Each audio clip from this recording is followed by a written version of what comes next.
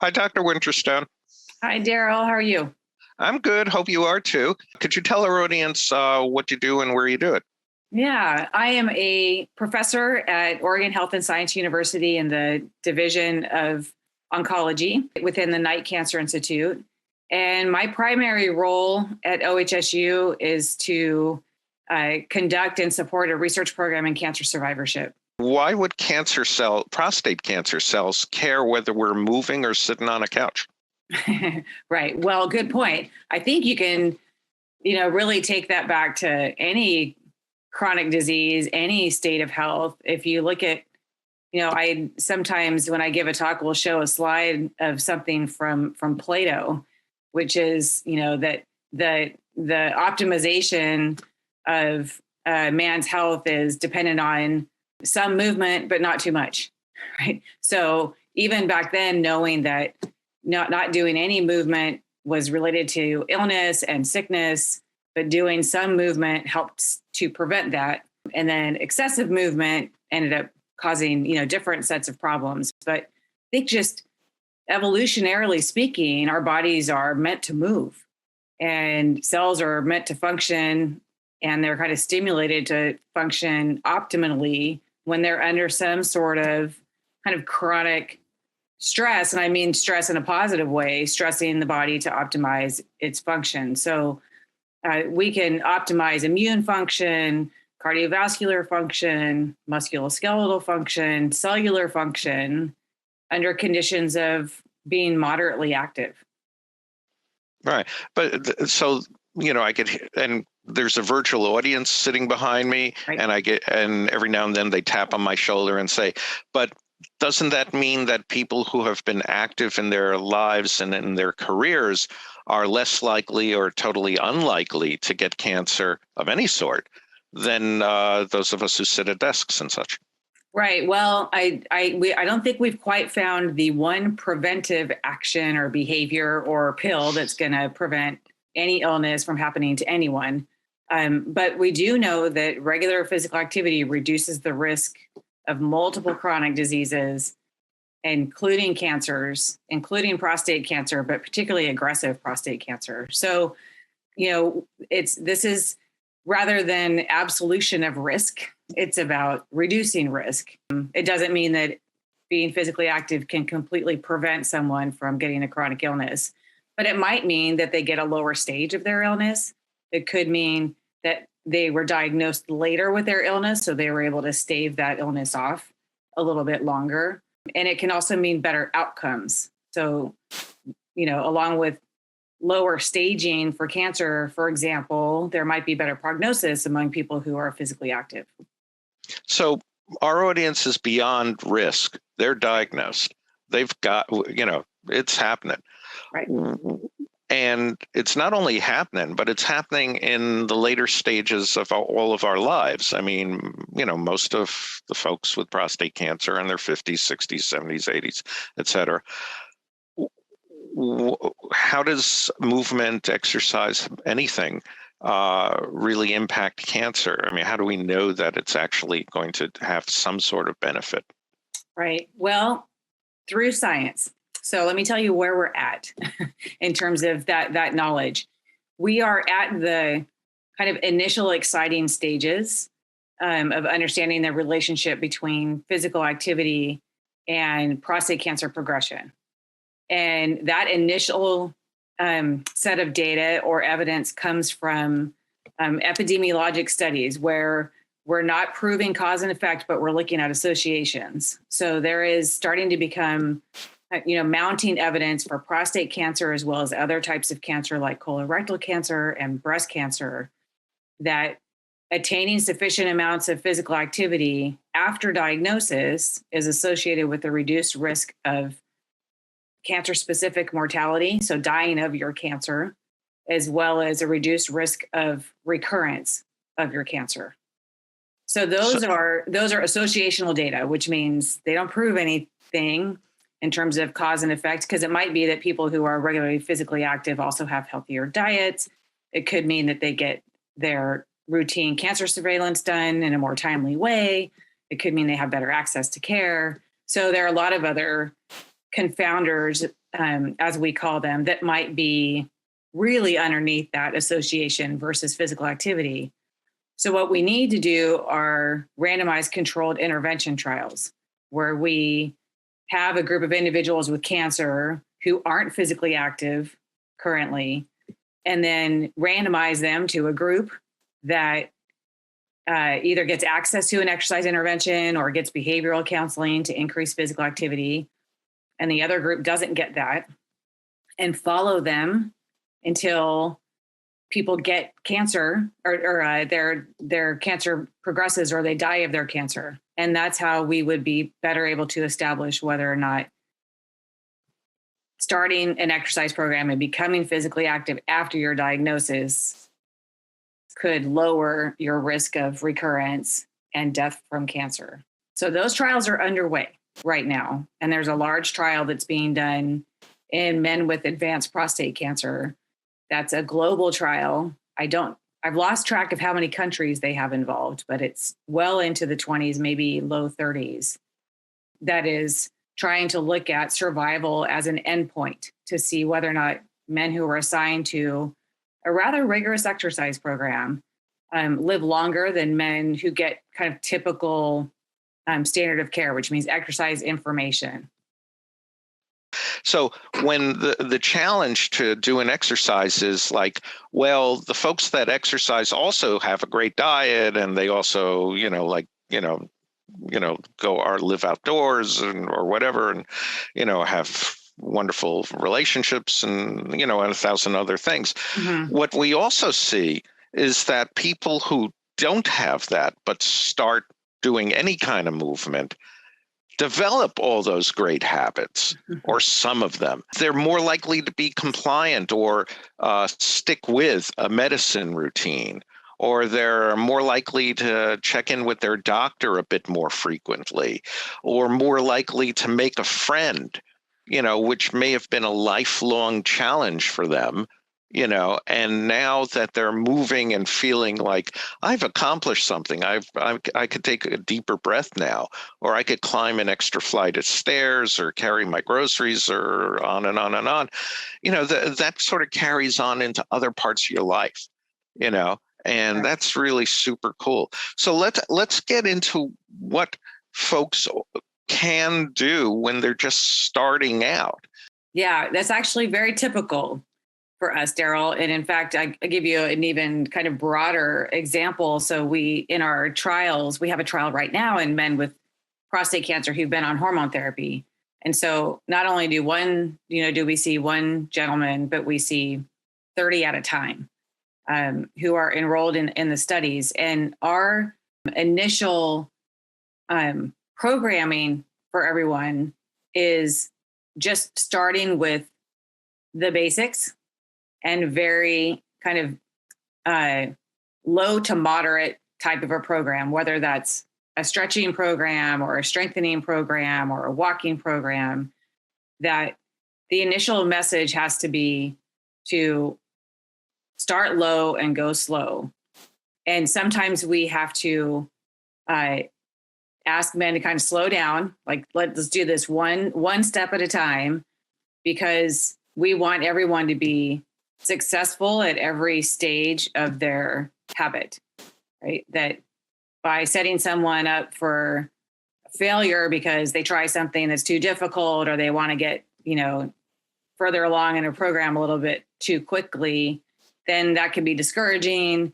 And what we don't want someone to do is end up having, kind of failing up front. So no matter what the program is, we start individuals off at points where they can be successful. So I think my message would be, if anyone's considering some type of behavior change, don't go from 0 to 60.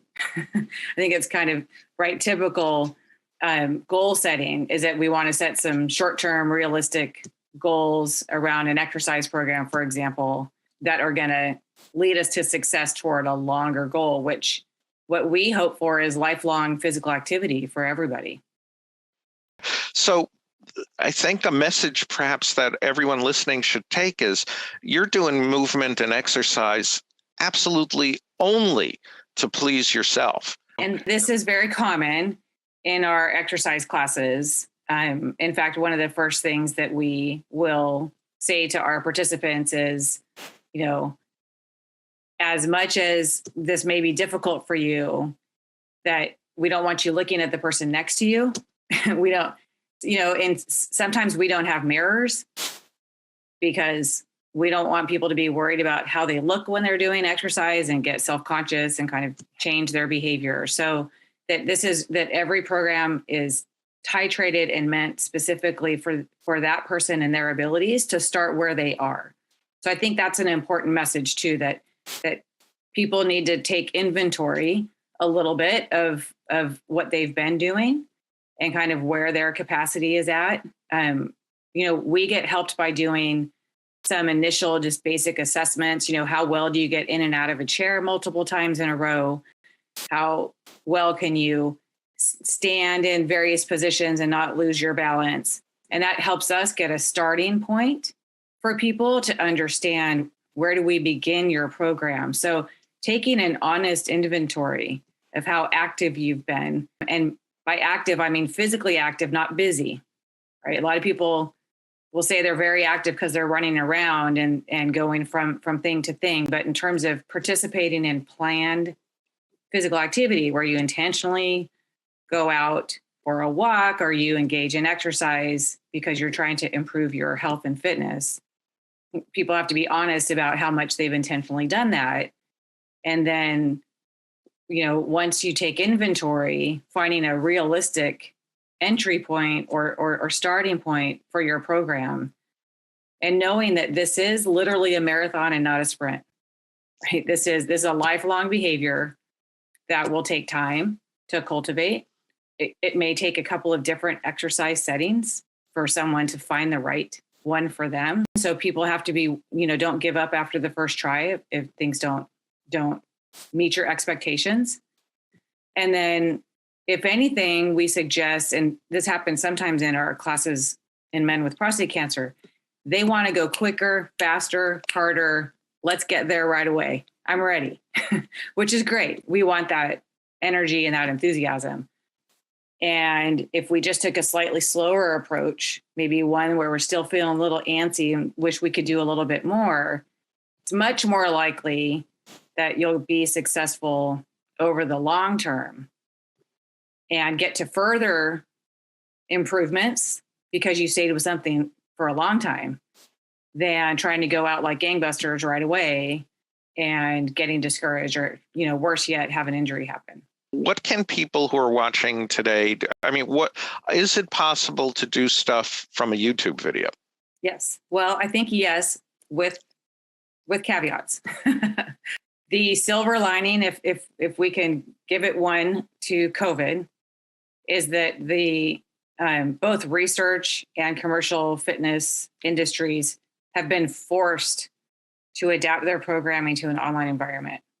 So that includes YMCAs in the United States, community centers, 24-hour fitness, every range of fitness offering has now adapted in some way to delivering online content. And the positive benefit from that is there's a wider range of fitness offerings that are now available online, right? So it's easier for people to find appropriate content and exercise delivery that's suitable for them, right?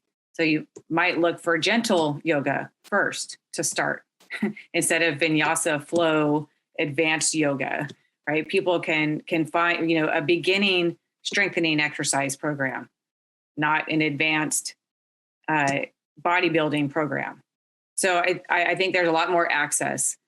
There's still some disadvantages with just doing a YouTube video. One is that no one's watching you. So you lose some coaching.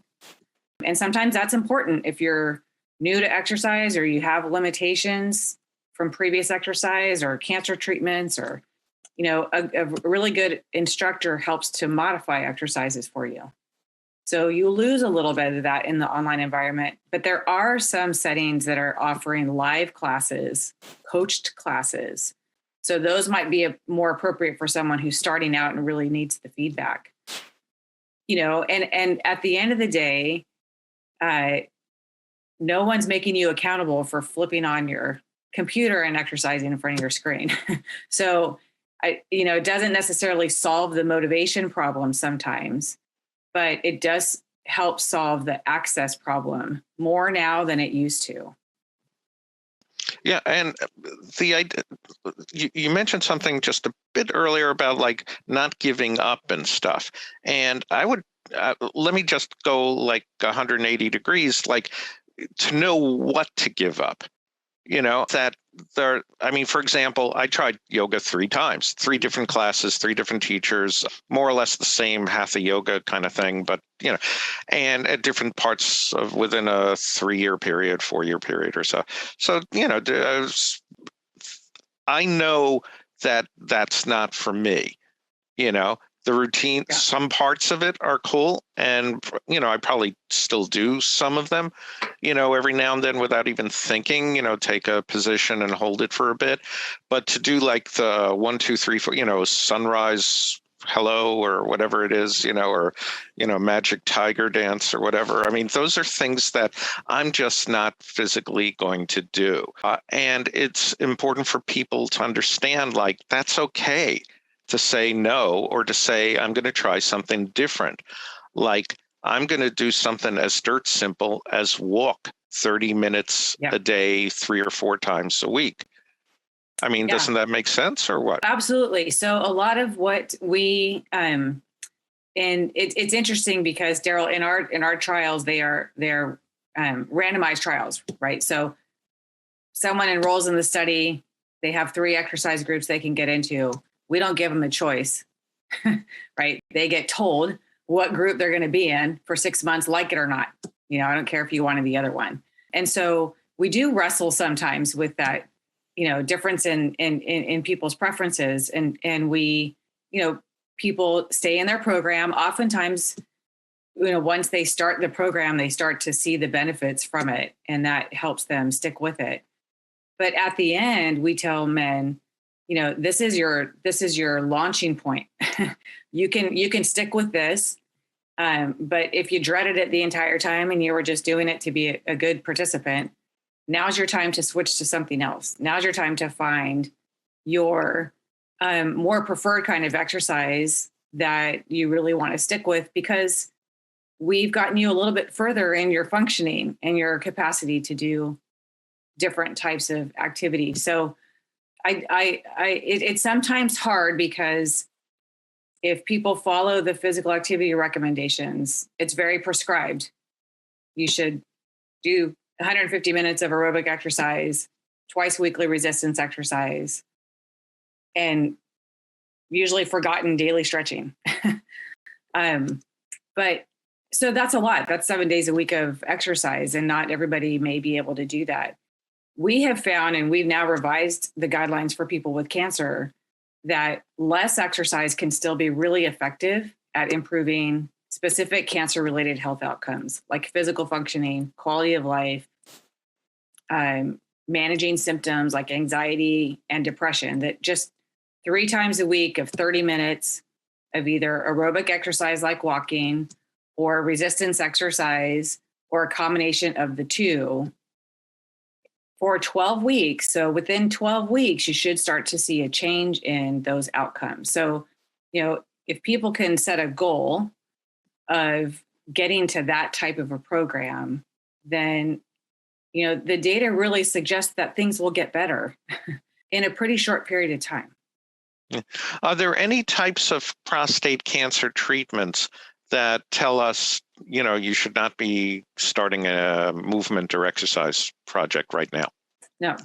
No. Even if you're starting chemotherapy, it's a difficult time to exercise. It's a difficult time sometimes to start to exercise, but it's not a dangerous time to exercise, because it can be helpful in managing the side effects that come with chemotherapy. So what might need to change is the amount of exercise that someone does, right, when they're undergoing treatment. That, they can't, if they were already exercising, maybe they've got to pull back a little bit, either in how many times per week they're exercising, and really build their exercise days around their good days when they're going through treatment, or, people may need to back off on how hard, like, I go out for my walks, but I don't really try to push it anymore because I'm just too tired. So I go at a pace that's comfortable for me, or maybe reducing the time. So I can't tolerate 30 minutes anymore, but I go 15 minutes in the morning and I go 15 minutes in the evening, on the days that I can. Even that type of a symptom limited, or we call it auto-regulated program when someone's going through treatment, can help manage symptoms and help preserve some of their physical capacity. Yeah. One of the top level, I hesitate to say complaints, but sort of, complaints, where people say like, I tried walking or I tried doing X, Y, or Z, and then I start feeling pins and needles in my feet or in my hands and such, peripheral neuropathy, and the solution to that for these folks was to stop doing what they did. And that was it. What's the deal with that? Yeah, neuropathy is a tough one because it can make you worried about moving safely and in the outdoor environment. So it can be difficult to get on, up and down from curbs and to watch for transitions, and or it can be painful when people are walking.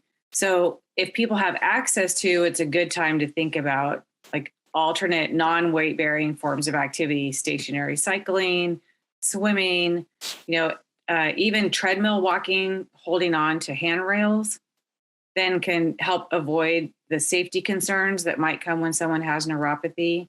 And I think it's important that people try to stay active with their neuropathy because it is associated with changes in walking and changes in strength. And then that leads to declines in physical functioning. So we need to find ways to keep people active, despite their neuropathy. We're not quite sure if activity can fix neuropathy or lessen the symptoms yet. But we do think people could find alternate ways to exercise with neuropathy that help maintain their day-to-day functioning. So is it correct to say we don't know what causes it? What causes neuropathy? Yeah. Well, we know what causes it, at least when it's related to chemotherapy, because it's causing nerve damage. But whether or not we can reverse it with exercise, we're starting to look there, and it looks like it's worthwhile to keep pursuing that, but I couldn't say definitively. Right, but I was referring to like, like somebody's training for a marathon and suddenly, not suddenly, but, their feet are just spine-tinglingly unnerving and you just got to stop. They stop. I mean, do we know is it about weight or the shoes are too tight or what? If it's not related to cancer treatment? Yeah.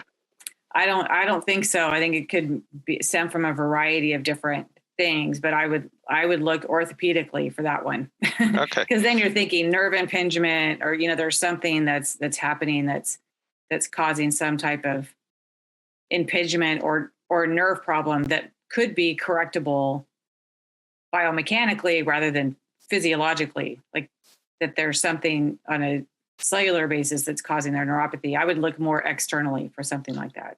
Are there exercises that people can just do while sitting down and never standing up again? Yes. So we have, there are chair routines that are available for individuals who are chair bound. There's still the ability to engage in upper extremity exercise or even core exercise. For some of our participants in trials who either have problems standing for long periods of time or they're unstable, we'll move to a chair-based routine where we can even, as long as they can use their lower extremities, we can do work with the lower extremities. So for example, we'll take if anyone's done a wall sit, where you put your back up against the wall and kind of sink down into a chair position. That's a good isometric strengthening exercise. But some people can't do that. And so we'll have a person sit in a chair and get a yoga block or a pillow or something and squeeze that between their legs. And it activates a lot of the muscles that we use when we squat down. So, again, not that we've solved all of our problems online, because I hate to right? When you're online, you're still sitting somehow, but there's much more content and resources that are within reach to look for more adapted types of programs. Yeah. What do you think of the Peloton kind of things? Not specific to Peloton, because we don't want to, have their lawyers call us, but things like that, those semi-interactive kind of things. Yeah, I mean, I think they can help from the motivation standpoint. So this is where, engaging with someone who's high energy and is really distracting, right? Because let's face it, sometimes to get through an exercise class, you need to be distracted. That's why they give you, you can cycle through the Alps on a stationary bike so that you can forget about the fact that you're biking and working. So I think they can be helpful from a motivation standpoint. They can also help people do exercise routines that they just don't have in their own repertoire. So some of us get very stuck, myself included, in a routine that works for you, and you don't add any variety or try something new. And, eventually your body gets pretty highly adapted to repetitive movement or repetitive activity. So doing something new and novel can just add a new stimulus and train your body in a slightly different way. If you add a new exercise to a strengthening routine, you know what I'm talking about, because you usually get some soreness after doing that, right? It's like, I didn't know I, have this muscle right here. And now that I've done some overhead work, I can feel it the next day. So I think those types of programs can be good for introducing variety and getting people to do things maybe they wouldn't typically do. The downside is the expense.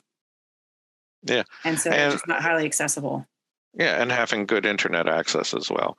Correct. So we see, people want to try new things, bucket list kind of stuff, learn how to play piano, do archery. I just forgot all the other things, but those involve muscles, and people trying piano for the first time at age 60 or so, their hands start to hurt really fast and for long periods of time. There are exercises for that as well, aren't there? Yeah, I mean, there's more therapeutic exercises. So if you're trying to train a specific set of muscles or a muscle group that can be really focused, there's something in the exercise training world called the principle of specificity. And it means, right, if you're trying to train someone to do long piano concerts, then you would specifically train, right, and do maybe squeezing a tennis ball or doing different types of exercises specific to those muscle groups. And the same is true for, a broader range of activities. I think with a lot of physical conditioning programs, we'd look at a general program that then can prepare people to do a variety of different activities. So a lot of things that you talked about, Darryl, might be, someone could be better able to do that if they engaged in, say, a total body strengthening program. Because then no matter what you want to do, you've got a little bit more functioning in your various large muscle groups. What do you think of isometric exercises? They're fine. I think they sometimes, you don't get as much out of them in terms of strength development. And the one thing that we always try to promote is engaging in activities that mimic functional movements that you use every day. So because isometric exercises are done statically, they don't necessarily help support you when you're doing activity that requires moving, even if that's moving furniture or, carrying groceries or playing with grandchildren or your own children, that those require dynamic movements. We call them compound movements. So you're not just doing this, right? You're doing this. You're using a lot of different muscle groups at the same time.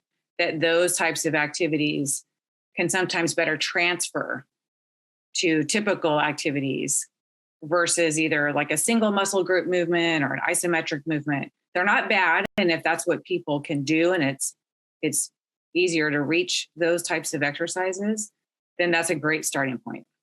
Yeah. It just occurred to me, are people who who have dogs and they're walking their dogs, is there any sense that those folks are in better shape than folks who have cats and don't walk their cats? I think there's been a little bit, it's not an area of research that I know super well, but that plays into more of the motivation, behavior, change aspect of a physical activity program that, sometimes you need some external motivation. And, like you had said, sometimes you want to exercise to please your doctor, you want to exercise to please the trainer. Sometimes you're going to exercise because it has purpose, and it has a dual purpose, right? You're killing two birds with one stone. I'm taking care of the dog so he doesn't bug me all day long, and I'm getting my exercise at the same time. So that's why, like, not occupational, but transport physical activity. So if you're able to walk to work or bike to work or take transit and then walk a little bit to work, sometimes that's easier for people to engineer activity into their daily lives because it has a purpose, and they aren't quite there yet to setting aside or having the time to dedicate specifically to exercise. So it has to be wrapped into something else that they need to get done. The ultimate motivator for many people, maybe most people with prostate who have gone through prostate cancer treatment, is to relieve urinary incontinence and restore sexual functioning. Mm-hmm. Aside from Kegels, aside from, I don't know, Kama Sutra positions and such, does general sort of is there any evidence that just walking or strength training actually helps around erectile functioning and enjoyment of sex and urinary retention? Yeah, there is not as much evidence as we would like, but there's some evidence from Australia showing that kind of combining doing, 15 minutes of aerobic exercise and 15 minutes of strengthening a few days a week can help improve self-reported sexual functioning, so that men report an improvement in their sexual functioning. We have done an exercise program where men and their intimate partner exercise together. So they both commit to and engage in exercise that includes some teamwork where they're coaching each other and maybe even doing some exercises together. And we've seen that improves affectionate behavior between couples. So not sexual functioning per se, but promoting intimacy between the couple through being active together. So I think there's kind of broader layers to that too. Yeah, no, that's very good. And you could even see that on newly developed couples, like even a first date, like, hi, I have prostate cancer, and one of the things I'm doing is going for long walks. You want to join me for one, or something like that. It's a great way to support. It's very tangible support, and it's really helpful, positive support. What we also encourage and try to promote is communication around exercise, like, how'd that exercise feel? Was that kind of tough? How can I help you with that exercise?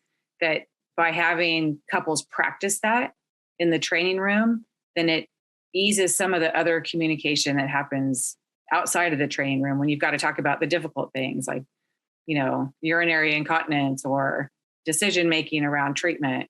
And so we're trying to build that teamwork that, it's an enjoyable environment when you're doing it around exercise, and it isn't sensitive or anything, but it helps people maybe get into the practice, what you're talking about with piano playing. And if you're into sports performance and training, it's repetition, repetition, repetition, right? The more you practice things, the more they become automatic and kind of rote and just woven into how you function. Yeah, and this idea of intimate partners, it doesn't have to be intimate partners. It could be sons and daughters. It could be friends from support groups. It could be, your local grocer, and ask him or her, you want to do this before you go to work or after you go to work, and help me. Maybe you'll enjoy it.